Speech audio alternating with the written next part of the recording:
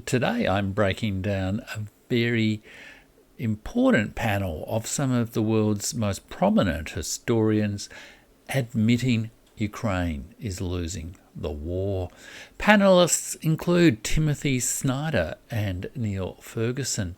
And whatever your perspective on this war, this panel is worth watching. It is very revealing of some of the key issues people are thinking about in ending this war. If this is your first time here, do check out my Substack at jeffrich.substack.com and support and like this video. The official topic of this panel was what will historians consider a Ukrainian victory? But as we'll see, the conversation quickly revealed a profound pessimism about Ukraine's prospects, shifting from defining victory to debating what form of defeat or compromised survival, even endurance, is now on the table. This discussion is hosted by the Viktor Pinchuk Foundation, a very prominent Ukrainian oligarch who has supported many such events over the years of the war, and it can be seen as an effort by both North American and Ukrainian elites and some European elites to shape the narrative and rally support for Ukraine at a critical time, and to get Europe to make this war Europe's war, not Biden's war, not Trump's war, not America's war, but Europe's war. However, the sharp disagreements, particularly politely expressed in, academic conference language, particularly between Timothy Snyder and Niall Ferguson, and the two Ukrainian historians on the panel, Sergei Ploki and Yaroslav Hristak, expose fear that Ukraine is hurtling towards a devastating outcome. The panelists are really, I think, begging for mercy for Ukraine and offering Europe the chance to take responsibility for defeat. Let's break down the key debates and read between the lines of this panel of elite opinion shapers. Now, the panel includes Timothy Snyder, a professor now at the University of Toronto, prominent advocate of Ukraine who I've profiled on the channel before, Sergei Ploki, who is a Ukrainian history professor and nationalist historian at Harvard University, has written a history of the Ukraine war a little bit early, Yaroslav Hristak, who is a professor of Ukrainian history at the Catholic University, and Niall Ferguson, professor of history at the Hoover Institute at Stanford University. And it was all moderated by the journalist from the New York Times, Tom Friedman, the author of an execrable piece of analysis from, I think, the 1990s, The Earth is Flat. Okay, let's look at the ideal victory versus the harsh reality. The discussion began with a principled and hopeful vision of victory articulated by Timothy Snyder, who was dressed in a sort of expensive Ukrainian style smock. Snyder emphasized an idea of sovereignty, and particularly the importance of Ukrainians' voice being heard and decisions being crucial to the outcome of the war. For Snyder, victory is subjective and therefore must be defined by Ukrainians themselves. He argues that it's not only about when the war ends, but how it ends and what comes after. The absolute core of the victory, in his opinion, is sovereignty, not just formal borders, but Ukraine's ability to set its own domestic and foreign policy, write its own constitution, and freely choose its own future. Of course, one of the objectives of the war from Russia's point of view is to restore rights to Russian speakers, and civil and human rights to Russian speakers within Ukraine that have been removed by those domestic policies in Ukraine, including in the constitution. Joining the European Union, according to Snyder, is a key expression of this sovereign choice and provides the framework for reconstruction and prosperity. It has been what many Ukrainians have wanted for at least a decade, to be ethnically part of Europe, to be culturally part of Europe, to be politically part of Europe, and to enjoy the economic prosperity of Europe without putting in the hard yards that Europe has done over the last 30 years. But then Niall Ferguson steps in and completely reframes the debate, injecting a dose of what he presents as quite harsh realism. He talks about a need to focus on duration. Ferguson dismisses simpler definitions of victory and argues that for historians, victory is all about duration. He warns against short-lived or Pyrrhic victories where a country wins a war but is broken in the process. It might be a bit late for that. For him, an enduring victory requires not just military strength, but also diplomatic security and legitimacy within an international order. And this shift immediately lowers the bar from achieving an ideal outcome to simply lasting, but it also very much pushes the responsibility on to the European Union. NATO is not a realistic objective anymore. The only way in which Ukraine can survive within an acknowledged broader international order is to join the European Union. Again, it has become Europe's war. In fact, Ferguson says as much. This initial clash between Snyder and Ferguson is also, I won't focus so much on the other panellists as well, but focus on this key contest of, values and thoughts and approaches to the ending of the war. But it sets the stage for the later discussion. Snyder champions a victory of principle and Ukrainian self-determination, nationalist, ethnic, Ukrainian, European self-determination, while Ferguson focuses the conversation towards the grim practical realities of, strategic neorealism, survival in a hostile world. And here we have the ghosts of compromise, the Finland, Korea and Vietnam options. This is where the pessimism really becomes unavoidable and undeniable. Ferguson introduces three historical models or examples of Ukraine's possible future, none of which represent a clear victory. One is the South Korea option. This he presents as the best case non-victory scenario, a tie, not a win. The Korean War ended in an armistice. It is, technically speaking, still going on 70 years later. And there was no peace treaty. There was, however, massive American support, US troops on the ground, and in Ferguson's mind, enormous economics and democratic success for South Korea. He doesn't discuss the dark side, of South Korea's subjection, the limitations on its sovereignty, the multiple compromised occasions of democracy in South Korea, including as late as 2024, when, of course, the American-backed South Korean president attempted a military coup.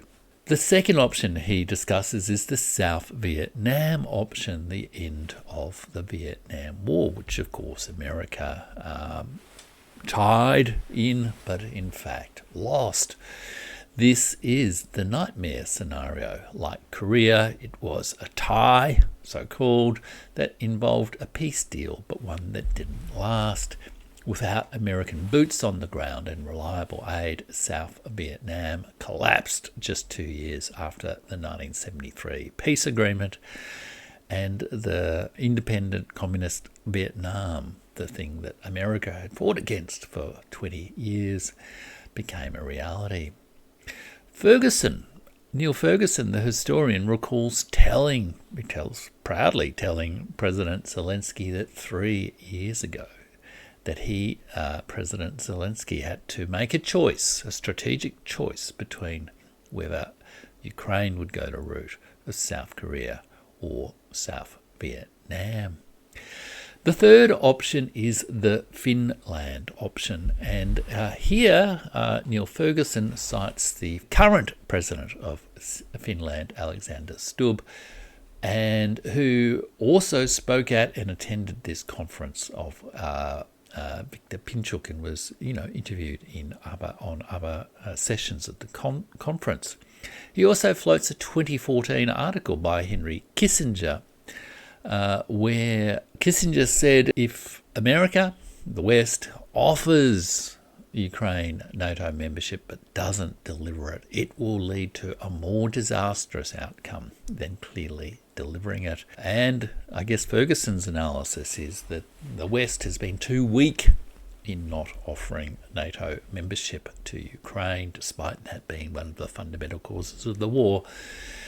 And as a result, they have ended up in the scenario predicted by Henry Kissinger. But it is the Finland option referred to by Alexander Stubb, where there are acceptances of territorial losses, some compromises on sovereignty and their types of choices in foreign policy, in particular no membership of military alliances, some form of neutrality, and other kind of compromises which may not have felt good at the time, but ultimately meant that Finland was able to succeed, and succeed quite relatively successfully, as a neutral state and one of the Soviet Union's neighbours throughout the Cold War.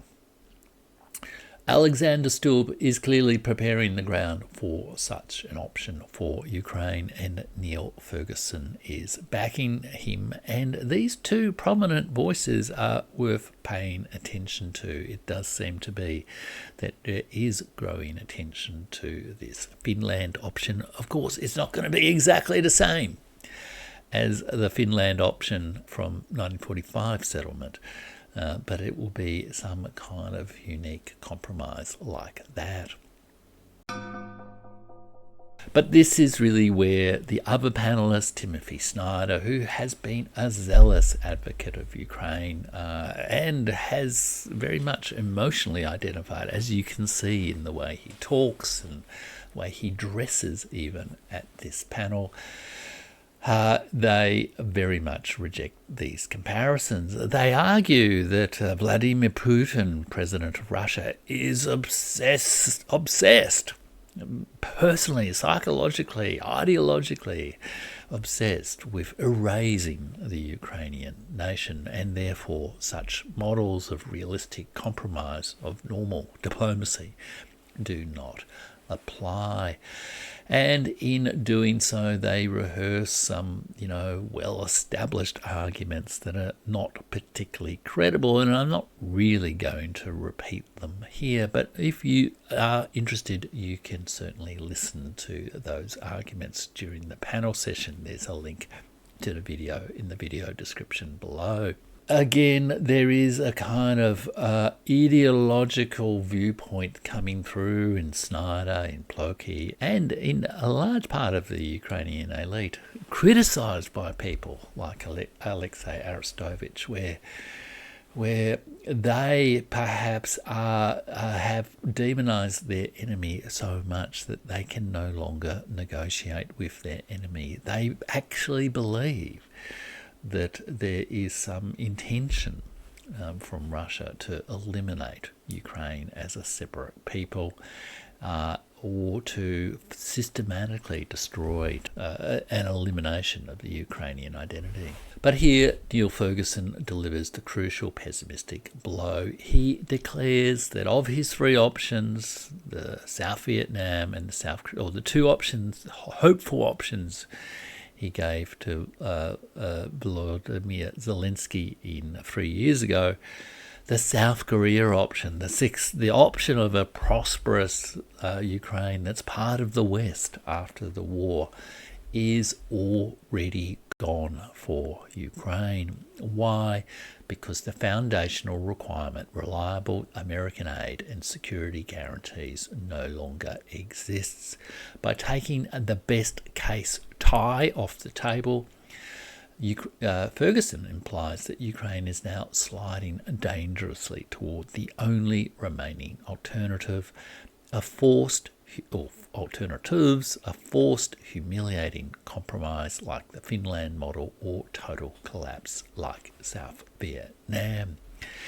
And here there is a debate about durability, whose future is really at stake. The concept of durability, which Timothy Snyder focuses on in this panel discussion, or the ability to endure, to last, becomes a central point of the conflict, and they reflect two different viewpoints.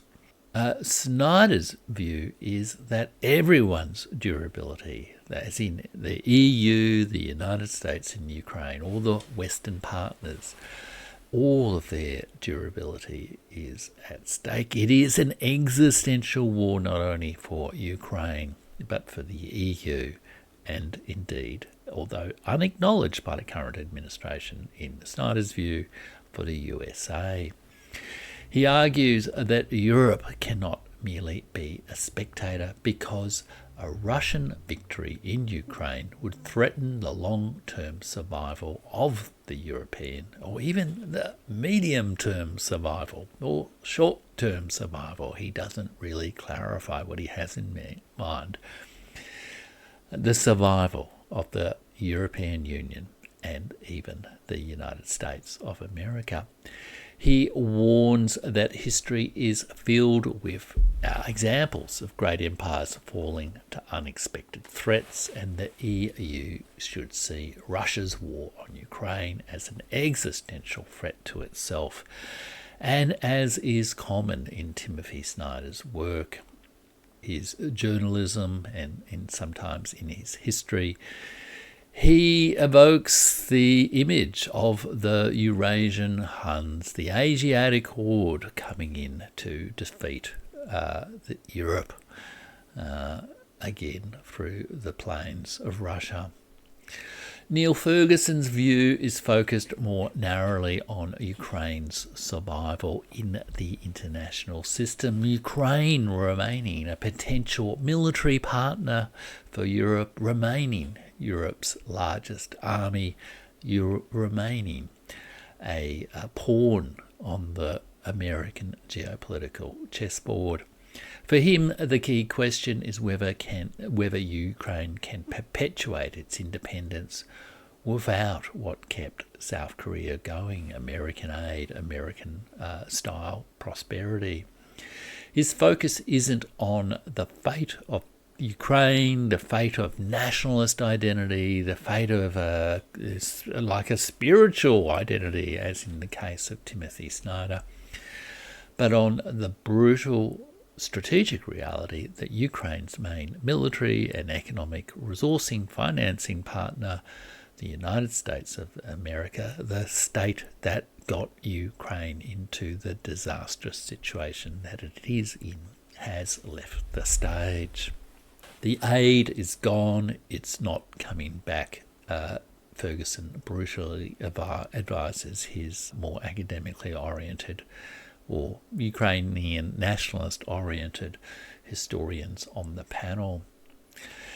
So this agreement is really critical. Snyder sees Ukraine's fight as the West's fight. He sees it not as a geopolitical game. He sees it as a spiritual, civilizational, existential struggle against the Hun, as he said. Ferguson analyses the situation as if the West, particularly the US, has already decided it's not their fight. Ukraine has to fend for itself or find another reliable partner, if in a less well-armed form, and that partner is the European Union. He wants Europe to take over America's defeat and make it Europe's war.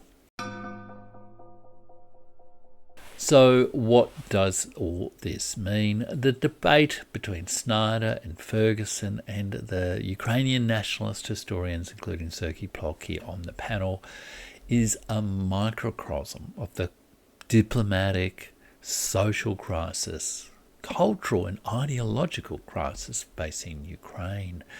Does it persist with the nationalist dugout, as Alexei Arestovich argues? Does it persist with this desperate, dangerous fantasy that it is, the gates of Europe, the bulwark against the Hun of Russia, in Timothy Snyder's words, or does it find a new approach? While Snyder holds out for a victory of nationalist sovereignty premised on that antipathy to Russia and to the Huns, Ferguson paints a picture of tough-minded imperial duty. Disappointed the US is not doing its job, taking on the empire's burden, he demands Europe do the job for the USA. But he also tells Ukraine, you have got to be realistic. You're not going to become South Korea if you want to avoid becoming South Vietnam, that is, go out of existence. Then you have got to be more realistic. You have to listen to the counsel of Alexander Stubb and explore a Finland option. He states bluntly that with American support gone, the aid is over and it is now Europe's war. Snyder agrees on the reality of America's absence, calling Europe's hesitation to act a catastrophic loss of time and a way of letting our, as in American, bad policy be an excuse for your inaction. He doesn't really seem to want to accept responsibility for the policy choices that he has made and counselled, argued for in Ukraine, in Europe, and in the USA. The disastrous choices that he's advocated that have led to this situation. However, the very fact that a high-level panel discussion like this with politicians and high-profile mainstream media journalists in the audience, highly prominent figures like Timothy Snyder and Niall Ferguson and Tom Friedman on the panel, the fact that a high-level discussion like this, sponsored by a key Ukrainian oligarch, the fact that this sort of discussion is happening about a Ukrainian victory, but that the panel discussion is actually dominated by talk of territorial concessions, limited sovereignty, comparisons to failed states like South Vietnam, and open discussion of Russian victory. It is a stark indicator of imminent defeat. This debate wasn't about how Ukraine will win, but about if it can survive and what it must sacrifice in the ideological projects that it has pursued over the last 10 years if it is going to survive. The conversation sought to rally support, but instead laid bare a terrifying reality for these panellists. But it remains a reality that the panellists, most of these panellists, refused to take up and face squarely. The CNN journalist Fareed Zakaria asked a question at the end that brought the Ukrainian historians, panellists, back to the question asked by Niall Ferguson, saying, if victory is not possible, what kind of compromised tie or defeat or negotiated agreement is Ukraine prepared to accept, even if it means accepting losses of territory, limitations on foreign policy decisions like membership of NATO? The Ukrainian historians refuse to even consider the prospect. They claimed that Ukrainians, that Putin is just lying, that the offers are meaningless, that Putin means to just continue to aim to extinguish Ukraine and invade Europe. But unfortunately, this reveals a determination by these nationalist historians to live inside of their delusions, to live inside of their disastrous plan, and to fail to admit the mistakes they have made. Ukraine has made a tragic mistake. Ukrainians have paid for their leaders' mistake in the deaths of 1.7 million, or the missing persons of dead or missing persons of 1.7 million. These historians and supporters have been among the cheerleaders of that disastrous outcome. They have led Ukraine to this slaughterhouse, driven by their animus and their sentiments and their nationalist ideas. Yet still, after 1.7 million dead, they still cannot admit Ukraine is losing badly, and even more, they cannot admit that they were wrong. Thanks for watching.